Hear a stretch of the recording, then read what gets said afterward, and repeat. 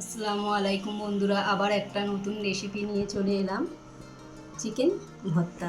তো চলুন কিভাবে করি দেখে নিন। চিকেন ভর্তা করার জন্য আমি এখানে বোনলেস চিকেনটা নিয়ে নিয়েছি 500 গ্রাম। তো আমি সিদ্ধ করার জন্য একটা কড়া বসিয়ে দিয়েছি, পানি দিয়ে দেব। পানিটা ফুটছে, আমি এবার এলাচটা দিয়ে দেবো। এলাচ, লবঙ্গ ও দারচিনি দিয়ে দেবো। চিকেনটাও দিয়ে দেবো, দিয়ে আমি একটু নেড়ে নেব।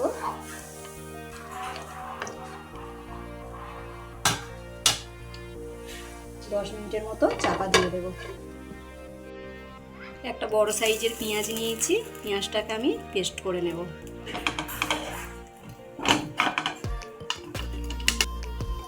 কাজু ও চালমগজ